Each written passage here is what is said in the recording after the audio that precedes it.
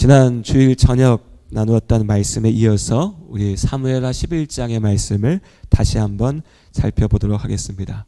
그리고 오늘은 이 사건의 내용들을 밧세바에게 초점을 두어서 밧세바의 시선에서 바라보려고 합니다.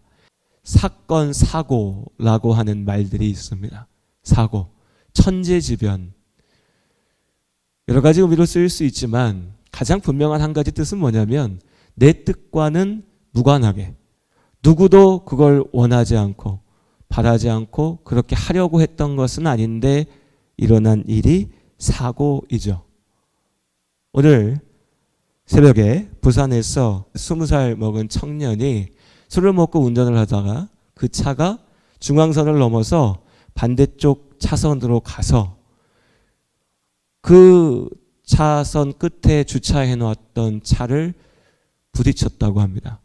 그런데 하필이면 그 주차해 놓은 차의 주인이 자기 차 뒤에 서 있었던 거 봐요. 그러니 음주운전자의 차가 자기 차를 주차해 놨던 내 차를 치고 그 서 있던 사람까지도 덮친 거죠. 병원으로 옮겼는데 30대였던 이 차주가 숨졌습니다. 어제 오후에 또 이런 일이 있었습니다. 항구에서 컨테이너를 운반하는 중장비가 있나 봐요. 그 중장비의 타이어를 교체하는 작업을 하고 있었다고 합니다. 우리에게는 낯선 작업이지만 하시는 분들에게는 일상적인 일이었겠죠. 항상 하는 일. 그런데 그렇게 항상 하던 일을 하고 있다가 그 타이어가 뭔가 좀 잘못돼서 튕겨 나왔다고 해요. 근데 이 타이어가 우리가 생각하는 자동차 타이어가 아니라 중장비라 타이어 무게만 500kg이라고 합니다. 어마어마하겠죠. 여기에 일하시던 작업자가 맞아서 쓰러졌는데 역시 병원으로 옮겼는데 숨졌다고 합니다. 우리는 그냥 어디선가 있었던 일로 듣습니다. 저도 뉴스 기사를 찾아봤어요. 오늘 사건 사고는 뭐가 있었을까? 이런 게 있더라고요. 이것뿐만이 아닙니다. 많이 있어요. 우리는 그냥 안타깝다. 그런 일이 있었어? 라고 생각하고 넘어갈 수 있지만 이 일을 당한 그 자신에게 또 그를 사랑하는 사람들 그 가족들에게는 말 그대로 마른 하늘의 날벼락이죠. 전혀 예상하지 못했던 당연히 바라지도 않았고 이런 일이 다시는 절대로 없기를 바랬고 없을 거라 생각했던 기대했던 오늘도 어제와 마찬가지로 그저 평범한 하루일 거라 생각했던 오늘 이런 일이 벌어졌습니다. 날벼락이죠. 그 삶이 완전히 무너져버리는 충격적인 사건. 남아있는 가족들에게도 세상이 다 끝장난 것 같은 고통스러운 순간입니다. 그런데 이런 일들이 우리의 뜻과는 무관하게 벌어집니다. 어제 이런 일이 있었으니까 끝난 내가 아니라 오늘도 어쩌면 이 순간에도 분명히 이 땅에서 우리가 살고 있는 이 세상에서 이런 일들이 벌어지고 있습니다. 단지 지금 당장 내일이 아닐 뿐이죠. 인생이란 게 그렇습니다. 삶이라는 것이 그렇죠. 그래서 참 어려운 것 같습니다. 오늘 밧세바에게 일어난 사건이 그런 것이었습니다. 밧세바의 시선으로 오늘 사무엘하 11장의 말씀을 살펴보자라고 했을 때 가장 먼저 부딪히는, 가장 먼저 던져지는 질문은 이겁니다. 이게 누구 잘못이냐라는 거죠. 누구 잘못이냐. 어떤 신학자들은, 어떤 설교가들은 이 사건에 봤을 때에 밧세바가 왜 굳이 사람들이 볼 수 있는 자리에 가서 목욕을 하고 있었냐. 이게 잘못된 거 아니냐. 심지어는 좀 더 나가서 밧세바가 다윗을 유혹하려고 한 게 아니냐라고 말하는 사람들도 있습니다. 나쁜 의도는 아니었을 겁니다. 하나님의 말씀을 내가 왜곡해야지라고 하는 건 당연히 아니겠죠. 아마도 믿음의 사람인 다윗을 변호하고 싶은, 다윗을 지켜주고 싶은 어떻게 보면 선한 마음의 열심의 결과일 겁니다. 그런데 인생이 또 그렇죠. 선한 마음으로 한 일이 누군가에게는 너무나 고통스러운 일이 되기도 합니다. 악의를 갖고 한 일은 아니지만 누군가에게 큰 상처가 되기도 하죠. 뭐 밧세바야 지금 눈앞에 있는 사람이 아니니까, 옛날에 있었던 사람이니까 라고 생각할 수 있지만 뭐 그건 다윗도 마찬가지 아닙니까? 그런데 다윗 편을 들자고 한 여인의 인생을 그렇게 평가절하하고 폄훼하면 안 되겠죠. 오늘 말씀을 살펴보면요, 정직하게 그저 말씀을 쭉 읽어보면 아무리 찾아봐도 밧세바의 잘못은 보이지 않습니다. 오히려 성경은 분명하게 얘기합니다. 우리가 읽었던 27절에 하나님께서 이 모든 일들을 정리하십니다. 하나님께서는 다윗이 행한 그 일을, 이 일을 악하다고 하셨습니다. 이어지는 12장에서 하나님께서 보내신 나단 선지자는 계속해서 반복하면서 다윗에게 당신이 우리아의 아내를 빼앗았다, 당신이 다른 이의 아내를 빼앗기 위하여 죄를 저질렀다 라고 이야기합니다. 변명의 여지가 없습니다. 이것은 다윗의 죄악입니다. 밧세바는요, 그저 길 가고 있다가 술 취한 어떤 사람이 끌고 와서 나를 친 것과 같은, 아무 생각 없이 집에서 편하게 있었는데 윗집에서 아랫집에서 부주의로 불이 나서 우리 집까지도 피해를 본, 밧세바에게 이 모든 일들은 갑자기 날라온 돌멩이, 돌덩어리, 말 그대로 날벼락이고 사고였죠. 이어지는 모든 과정들 속에서도 우리가 이미 읽었듯이, 보았듯이 다윗이 범죄를 저질렀고 그 죄악을 덮기 위하여 계략을 꾸미고 그 계략을 이루어갈 때, 그리고 다윗의 이 음모에 속아서 당해서 우리아가 죽어갈 때 아내였던 밧세바가 할 수 있는 일은 아무것도 없었습니다. 그들 사이에 일이 되어버렸죠. 밧세바는 여기서도 철저히 소외됐습니다. 그저 아팠고 두려웠을 것이고, 그리고 마침내 남편이 죽고 슬펐죠. 그리고 생각해 봅니다. 26절에 마침내 남편이 죽었다는 소식을 들었을 때, 글쎄 어쩌면요, 이때까지도 밧세바는 남편의 죽음이 무엇 때문이었는지, 왜인지 몰랐을 수도 있습니다. 다윗이 그것을 밧세바한테 가서 일일이 다 얘기했겠습니까? 설명했겠습니까? 동네방네 소문 냈을까요? 아니겠죠. 당연히. 밧세바의 마음이 어떠했을까요? 물론 이 일련의 사건들이, 다윗을 통하여 벌어진 이 모든 범죄와 그 결과가 오늘 우리의 가치적인 기준이나 우리의 성의식, 우리의 문화를 가지고서 평가하는 것은 또 다른 오해를 낳을 수도 있습니다. 그 시대의 문화와 상황 속에서 봐야겠죠. 그러나 그럼에도 불구하고 다윗의 죄악은 하나님 앞에서 분명한 불법입니다. 당시의 문화와 상황 속에서 어쩔 수 없는 숙명이었다. 왕이 원하면 어떤 여인들이라도 어쩔 수 없는 거야 라고 받아들일 수밖에 없었다 할지라도, 그 속에서 밧세바가 고통받고 슬픔 받은 것은 엄연한 사실이죠. 이건 부인할 수가 없습니다. 그리고 밧세바의 슬픔은, 아픔은 여기서 그치지 않았습니다.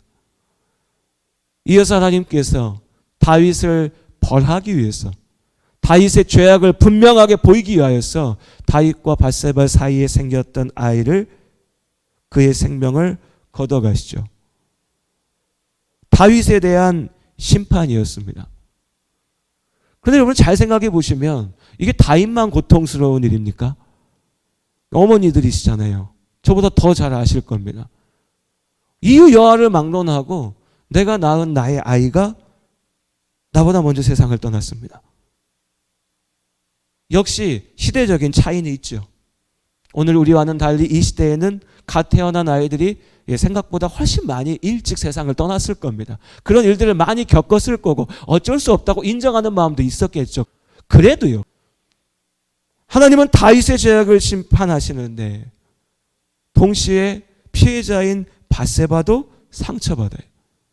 도대체 밧세바가 뭘 잘못했길래 이런 고통을 받아야 되나? 왜 아파해야 될까? 도대체 하나님의 뜻은 어디에 있을까?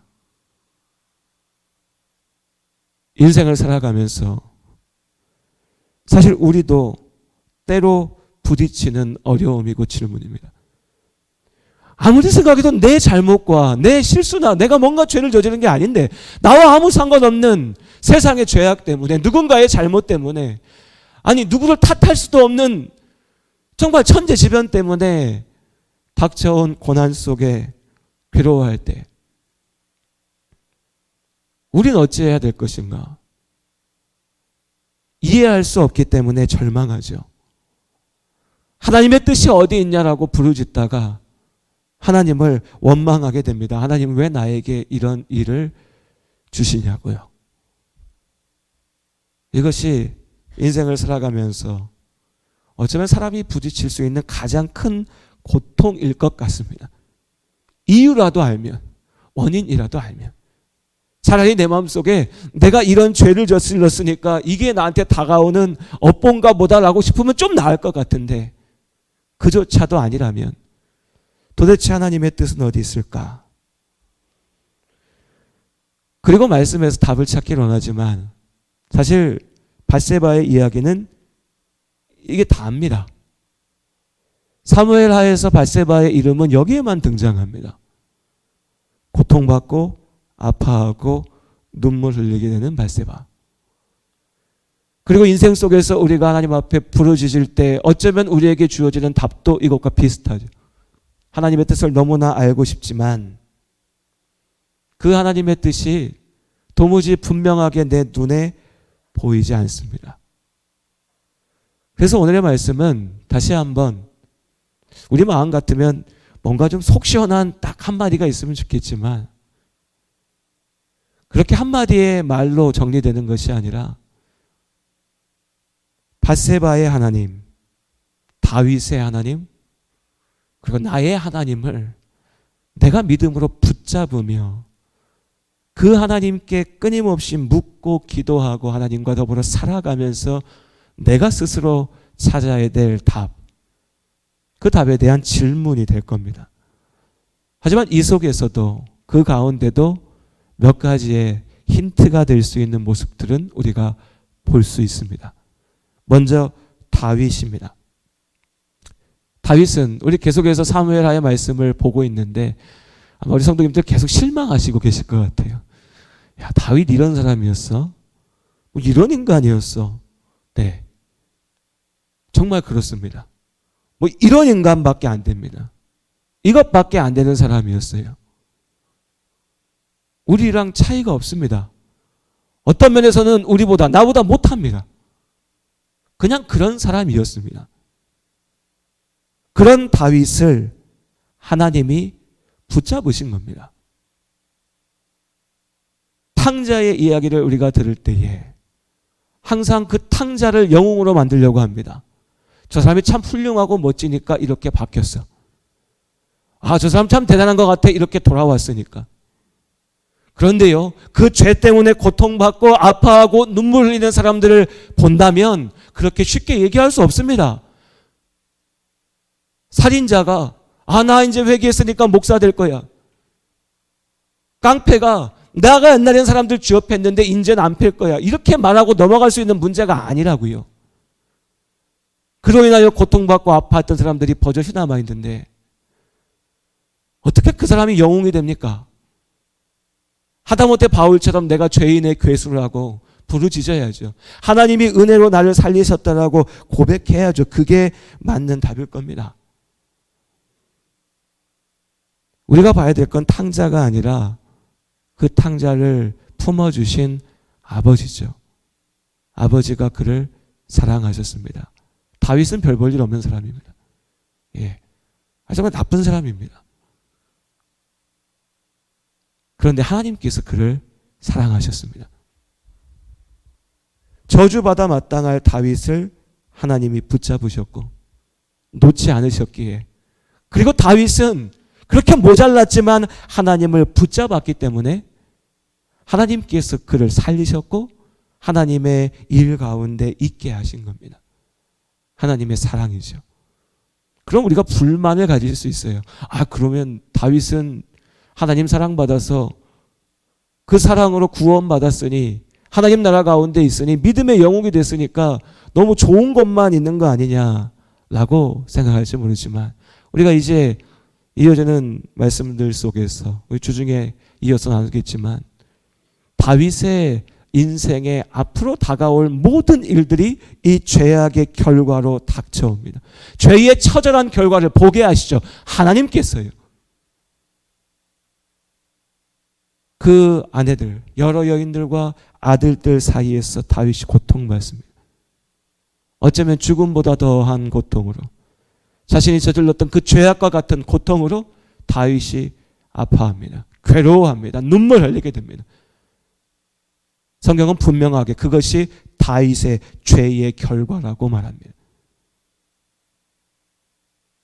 공의의 하나님, 사랑의 하나님, 서로 함께 할 수 없을 것 같은 이 두 가지를, 공의와 사랑을 하나님께서는 함께 이루어 가십니다. 그렇기 때문에 때로 우리 눈에는 어떨 때는 하나님이 너무 사랑하신다고 다 내버려 두신 것처럼 보이기도 하고, 어떨 때는 하나님이 너무 엄격하고 무서워서 사랑이 하나도 없는 분처럼 보이기도 합니다. 우리 기준 따라서요. 그러나 하나님께서는 우리에게 성경의 말씀들을 통하여 분명하게 보이십니다.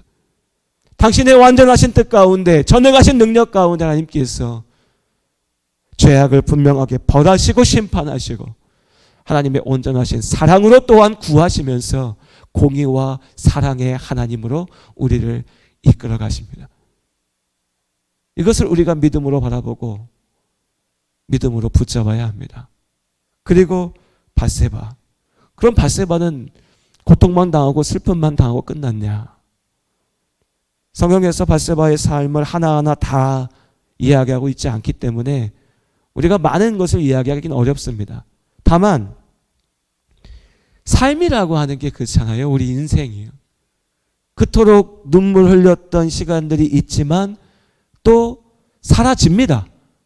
지나가지죠. 저보다 더 긴 인생을, 어쩌면 더 어렵고 힘든 일들을 겪으며 살아오신 우리 성도님들께서 더 잘 아실 겁니다. 지나가지고 살아내져 가지죠. 밧세바도 그렇게 삶을 살아갔습니다. 이어졌습니다. 그리고 이 여인의 이름이 열왕기상 1장의 말씀에 다시 등장합니다. 이때 다윗은 이제 병들어 누워 있습니다. 다윗의 마지막 순간, 죽어가기 직전의 모습이었죠. 이 평생 가정의 문제로 고통받던 다윗이 누워 있습니다.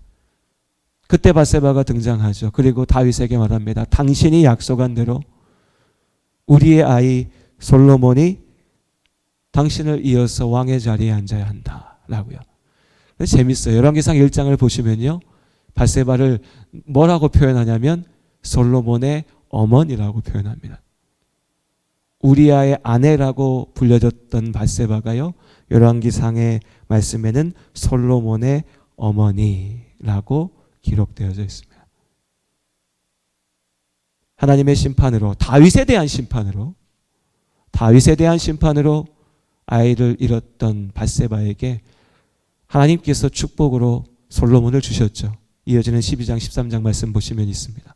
다윗과 밧세바 사이에 태어난 아이가 솔로몬이었죠. 그런데 하나님께서 그 아이에게 주시는 별명이 하나님께서 사랑하신다 라고 하는 뜻의 이름을 주셨죠.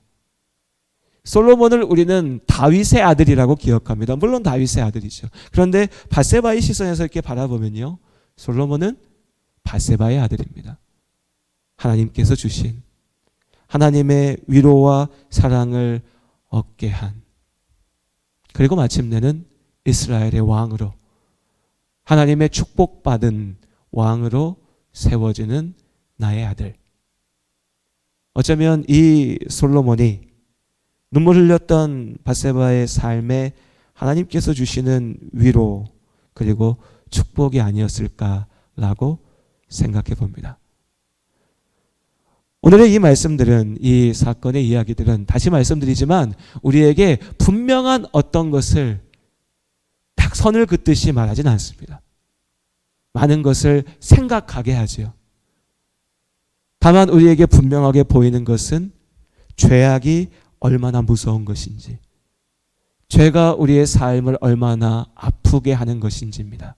그리고 그 죄 가운데 고통받을 때에 우리의 소망이 오직 하나님께 있다는 거죠. 하나님 나라의 소망을 바라보며 나아갑니다. 이 땅에서 눈에 보이는 위로와 축복이 우리 안에 온전히 있지 못할 수 있습니다. 그러나 하나님 나라 가운데 하나님께서 참된 평안으로 우리를 축복하실 것을 믿습니다. 어떤 사람들은 이 땅에서 하나님의 심판이 온전하지 못하다라고 불평하고 원망할 수도 있습니다. 그렇습니다. 그러나 영원 가운데 하나님께서 분명하게 심판하시고 죄악 가운데 있는 자들을 영원한 죽음 가운데 던지십니다. 하나님은 우리에게 분명하게 말씀하십니다. 내가 너를 지키고 인도하실 거다.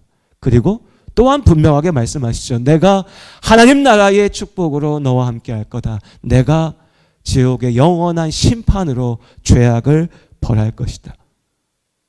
그런데 우리는 하나님의 그 약속을 잊어버리고 보지 않고 영원한 하나님의 나라, 영원한 심판, 모르겠어요. 그건 내 눈에 보이지 않아요. 그러니까 지금 내 앞에 복 주고 지금 내 앞에 심판하세요 라고만 이야기하죠. 그러니 보이지 않습니다.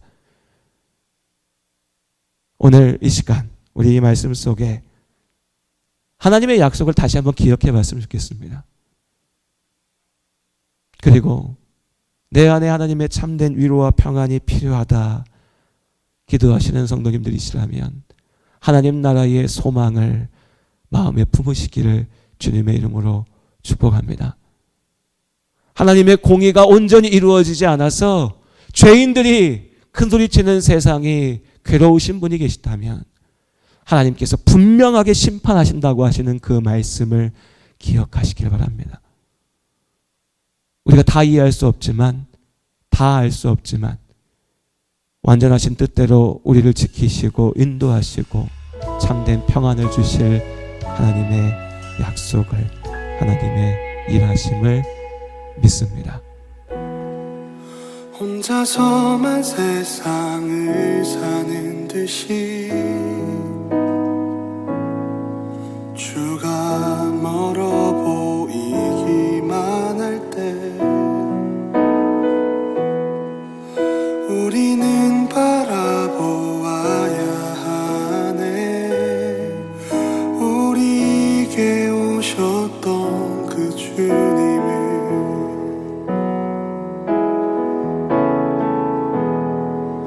혼자서만 세상을 사는 듯이 주가 멀어 보이기만 할 때 우리는 바라보아야 하네. 우리에게 오셨던 그 주님을 주님이 우리의 아픈 마음을 아시네. 가까이서 우리의 아픔에 공감하시네. 우리 가운데 찾아오셨던 그 주님이 우리의 모든 상황에 공감하시네.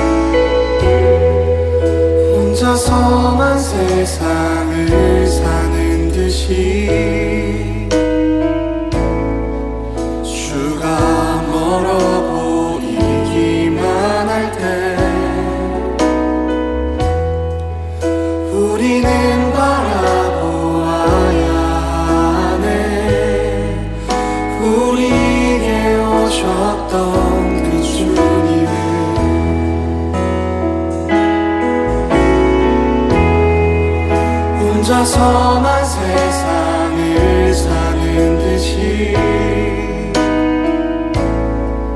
주가 멀어 보이기만 할 때 우리는 바라보아야 하네. 우리에게 오셨던 그 주님을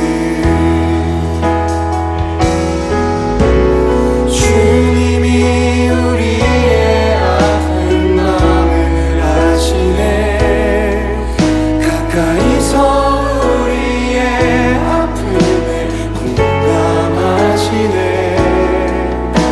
우리 가운데 찾아오셨던 그 주님이 우리의 모든 상황에 공감하시네. 주님이 우리의 아픈 마음을 아시네. 가까이서 우리의 아픔에 공감하시네. 우리 가운데 찾아오셨던 그 주님이 우리의 모든 상황에 공감하시네.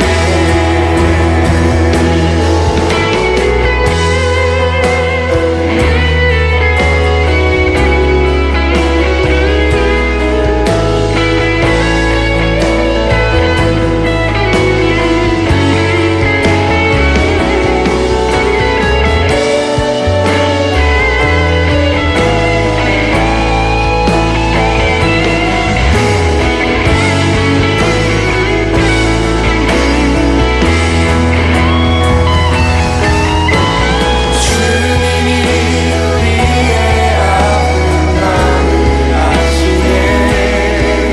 가까이서 우리의 아픔에 공감하시네. 우리 가운데 찾아오셨던 그 주님이 우리의 모든 상황에 공감하시네. 주님이 우리의 아픈 마음을 아시네. 가까이서 우리의 아픔을 공감하시네. 우리 가운데 찾아오셨던 그 주님이 우리의 모든 상황에 공감하시네.